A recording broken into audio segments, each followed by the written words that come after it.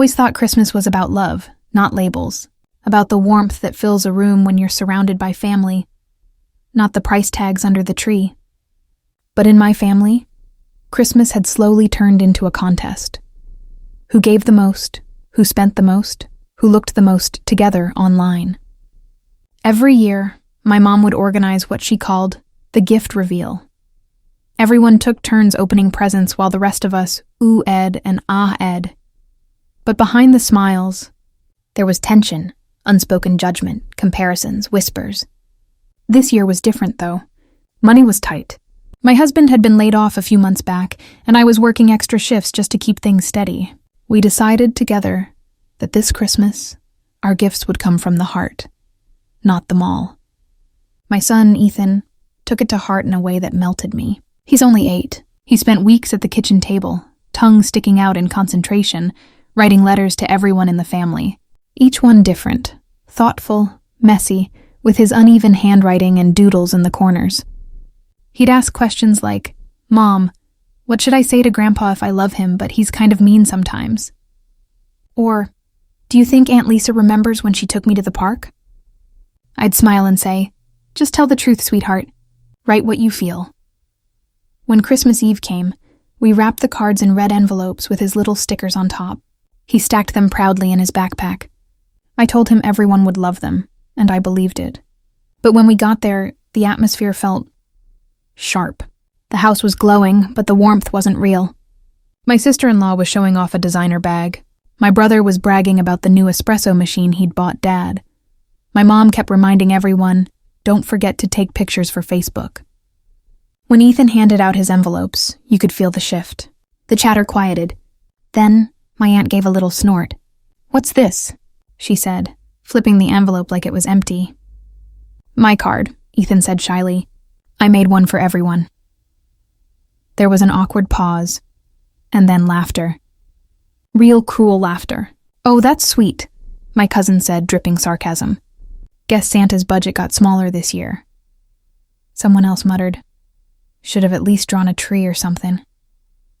Ethan froze. His face turned red. He looked at me like he'd done something wrong. I wanted to scream.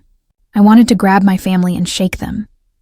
Remind them that this was an 8-year-old child giving from his heart. But I didn't. I smiled tightly, pulled Ethan close, and said softly, "You did perfect, baby." The rest of the evening dragged. The jokes didn't stop. Every gift someone opened, they made a point to announce the price. "Oh, this was $250. That's real gold, by the way." Ethan's card sat unopened on the table like junk mail. By the end of the night, he whispered, "Mom, I think they didn't like my presents." I held his hand, my throat aching. "That's okay," I said. "Sometimes people don't understand right away, but they will." He nodded, even though he didn't believe me. When we got home, I tucked him in, kissed his forehead, and promised myself something. Next Christmas, I'd show my family what real value looked like, and it wouldn't come with a receipt. But fate didn't wait until next Christmas. It took only 1 week, and one unopened envelope, to make my father cry for the first time in years. A week passed after that Christmas. Ethan had stopped talking about the cards completely. Every time I tried to bring it up, he'd just shrug and change the subject. He wasn't his usual chatty self anymore. The boy who used to fill our home with laughter had gone quiet. I caught him one evening sitting by the window, his crayons untouched. When I asked what he was thinking about, he just said, "Maybe next time I'll save up to buy gifts instead."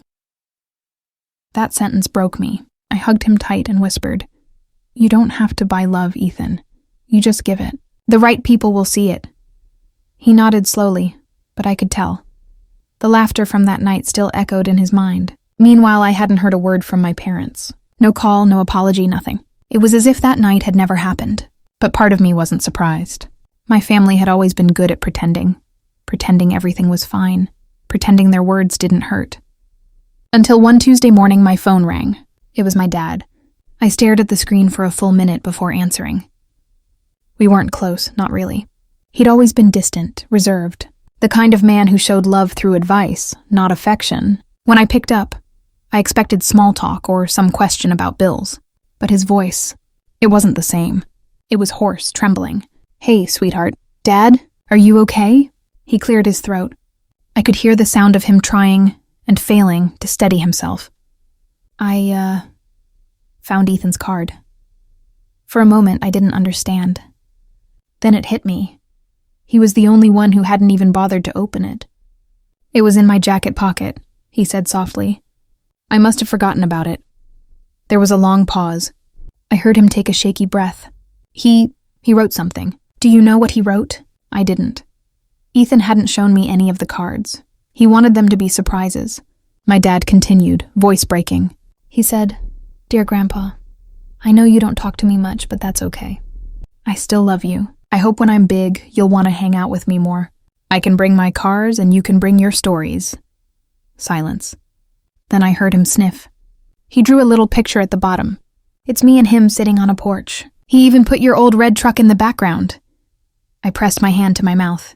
He remembered that truck? My dad said, almost to himself. I sold it before he was even born. I felt my chest tighten. Dad, he's always listened when you talked about it. He remembers everything. Then came the sound I never thought I'd hear. My father crying. Quiet, muffled sobs that shook through the line. I didn't know, he said. I didn't know he cared like that. I didn't know He stopped. Then whispered. We laughed at him. We all laughed. My own grandson. I swallowed hard. He just wanted you to know he loved you. That's all. For a long time, neither of us said a word. Just breathing.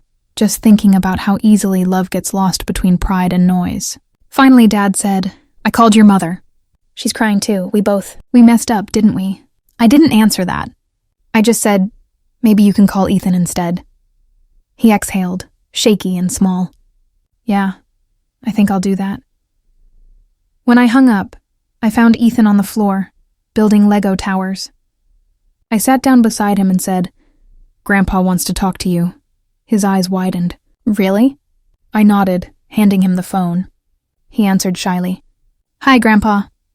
And I swear, in that moment, I saw something in my dad's face on the screen that I hadn't seen in years. Not just guilt, not just sadness, love. Real, unfiltered love. They talked for 10 minutes, about trucks, dinosaurs, and how Grandpa was going to teach him to fish when the weather gets nice. When the call ended, Ethan looked at me and said, Mom, I think he liked my card after all. I smiled through tears. I think he really did. But what I didn't tell Ethan was that the ripple effect had just begun. Because that one card, one simple act of love, was about to change everything in our family.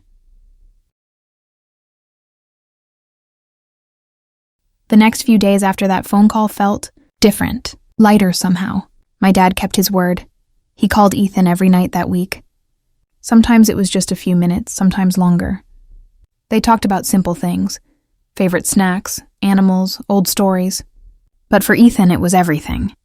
I'd hear him laughing from his room, that pure, bubbling laughter that had been missing since Christmas. And every time my heart swelled a little more. Then one evening my phone buzzed again. This time it was my mom. I hesitated before answering. She wasn't cruel like my sister or dismissive like my brother, but she was complicit, always the peacemaker who stayed silent when silence did the most harm.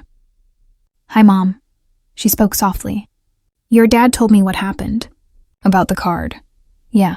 I read it too, she said. He sent me a picture. There was a pause. It broke me. I didn't know what to say.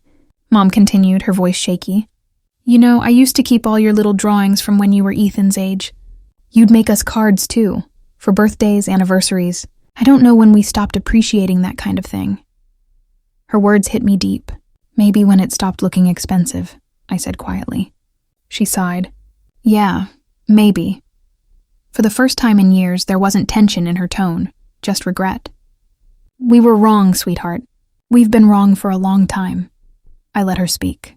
She needed to. I told your sister and everyone else what happened, she said. I told them to think about what that little boy felt. What you must have felt watching them laugh. I blinked, stunned. You told them? Yes, and you might want to check Facebook. My stomach dropped. Mom, what did you do? She gave a weak chuckle. Something overdue. After we hung up, I opened my phone and checked Facebook. There it was, a new post from my mother. A photo of Ethan's handwritten card, the one to my father, with his crayon drawing in shaky letters. The caption read, "Sometimes the smallest hearts teach the biggest lessons." Last week, my grandson reminded me what love actually looks like. It's not about money or perfection. It's about sincerity. If you laughed that night, you owe him an apology. Below, hundreds of comments were already pouring in. Family, friends, old neighbors, and everyone reacting, some embarrassed, some touched. My sister had commented too. Just one line. "I'm sorry, Ethan, and I'm sorry, sis." I sat back on the couch, stunned. Ethan came into the room just then, rubbing his eyes from sleep. "Mom, what are you looking at?" I smiled, showing him the screen. "Grandma posted your card." His little eyes widened. "The one I made for Grandpa?" "Yep, everyone's seeing it now." He thought for a second, then asked innocently, "Am I in trouble?" I laughed, pulling him close. "No, sweetheart. You just made the whole family remember what kindness feels like." That weekend, something happened that I'll never forget. My parents showed up. No warning, no calls first. Just their old silver car pulling into the driveway. I froze when I saw them through the window. For a second, my instinct was to grab Ethan and shut the door. But then I saw my dad, holding something in his hands. It was a small wooden box. When I opened the door, he handed it to me. "Your grandfather made this," he said. "He kept all your childhood drawings inside." I found it in the attic. I opened it slowly. Inside were folded crayon papers, faded but still colorful.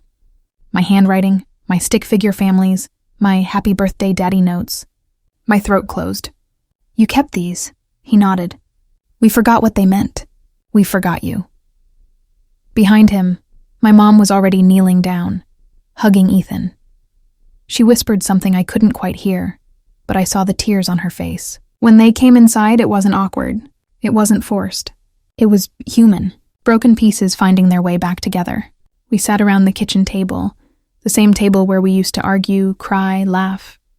My dad looked around and said, "This feels like Christmas should have felt." And for once, I didn't disagree. Later that night, after they left, Ethan crawled into my lap and said, "Mom." Grandpa cried again. I smiled. He's learning to be soft again. Ethan yawned. "Do you think Grandma and Grandpa will laugh next time?" I brushed his hair back. "Maybe, but not at you. Not ever again." As he drifted to sleep, I glanced at the old box on the table. My childhood drawings, Ethan's cards, generations of love written on paper. And I realized something profound. Sometimes the loudest change doesn't come from shouting back. It comes from staying quiet long enough for people to hear their own cruelty echo back to them. That one card had done what years of confrontation couldn't. It made them feel. But what I didn't know was that Ethan's little act of love wasn't done working its magic yet. Because something else, something unexpected, was coming the very next morning. The next morning, I woke to a knock at the door. It was early, too early for visitors. I pulled on a sweater, tiptoed past Ethan's room, and peeked through the peephole. It was my sister. She was standing on the porch, holding a box wrapped in old Christmas paper. Her face was pale, eyes puffy. For a second, I almost didn't open the door, but something in her expression, something fragile, made me turn the knob. "Can we talk?" she asked quietly. I nodded. "Come in." She stepped inside, looking around like she hadn't been there in years, which, to be fair, she hadn't. The silence between us stretched long enough that I finally broke it. "What's in the box?" She set it down on the table and took a shaky breath. "Do you remember that year you couldn't afford gifts? You made everyone those photo frames out of popsicle sticks?" I nodded slowly. "Yeah. You all laughed." Tears filled her eyes. "I found mine last night. I never threw it away. I just hid it, because I felt guilty every time I looked at it." For a moment, I didn't know what to say. Then she reached into the box and pulled out something else. A stack of printed photos. "These are from Christmas," she said. "The one where we laughed at Ethan. I deleted them from social media, but I wanted you to have the real ones. Maybe so we don't forget what not to be." I took the photos in my hands. Frozen smiles, smug laughter, the kind of pictures that once looked like family memories, but now just felt hollow. "Why are you doing this?" I asked. She sighed, her voice trembling. Because I saw the post. Mom's post. And I saw Ethan's handwriting. It broke me too. I couldn't sleep for days. Then she looked at me, really looked at me, and said, "You were always the kind one, the one who never stopped trying, and we repaid you with cruelty." I felt tears sting my eyes, but I stayed quiet. She continued, "I told Mom and Dad I'd host a dinner this weekend. No gifts.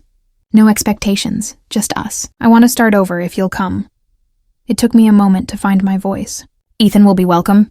She nodded, tears falling freely now. "He's the reason I'm doing it." I don't know what made me agree.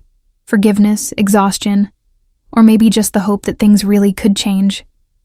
But I said yes. That weekend we went. When Ethan and I walked into her house, the smell of roasted chicken filled the air. The table was small, just enough for family. And at the center, there was something unexpected. A stack of handmade cards. Each one had a name written in a child's handwriting. Ethan's handwriting. My sister had printed copies of his card to my dad and placed one at every seat. Ethan looked up at me, eyes wide. "Mom, that's my letter." I smiled. "Yes, sweetheart. It's yours." My sister stood up and said to everyone, "Before we eat, I want to say something." The room fell silent. My parents, cousins, even the ones who'd laughed the loudest that day, all of them looked uneasy. She continued, "A few weeks ago, we forgot what family meant.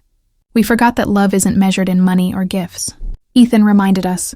So tonight, I just want to say, thank you." Ethan blushed, hiding behind my arm. Dad reached out and ruffled his hair gently. "You're a good boy, Ethan." His voice cracked as he said it. For the first time in years, dinner felt peaceful. Real. No fake laughter, no undercurrent of judgment. Just warmth. Halfway through the meal, Ethan leaned over and whispered, "Mom, is this what family's supposed to feel like?" I smiled. "Yeah, baby, this is it." When dessert came out, simple apple pie, Mom raised her glass. To Ethan, for reminding us that love doesn't come from a store. Everyone clinked glasses. Even I did. After dinner, my sister pulled me aside. "You don't have to forgive me yet," she said softly. "But I want you to know, I'm done making jokes at other people's expense. Especially family." I nodded. "That's a start." She looked over at Ethan, who was busy showing Grandma how to fold paper airplanes. "You raised a good one," she said, and I realized something in that moment. The power of one small, kind act. Ethan hadn't set out to change anyone. He just wanted to share love. But his love had rippled through decades of bitterness and broken something open that no argument ever could. That night, when we got home, I tucked him into bed. "You know, you did something really special today," I told him. He yawned. "What did I do?" "You made everyone remember what love feels like." He smiled sleepily. "I just wrote a card, Mom." I kissed his forehead. "Exactly."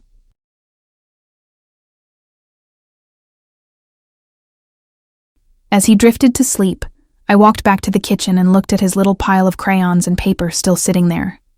I took one sheet, wrote a few words, and folded it neatly. Then I placed it in my keepsake drawer, the same place where I kept my childhood cards. It said, "Never underestimate the smallest voice in the loudest room." The laughter from that night no longer haunted me.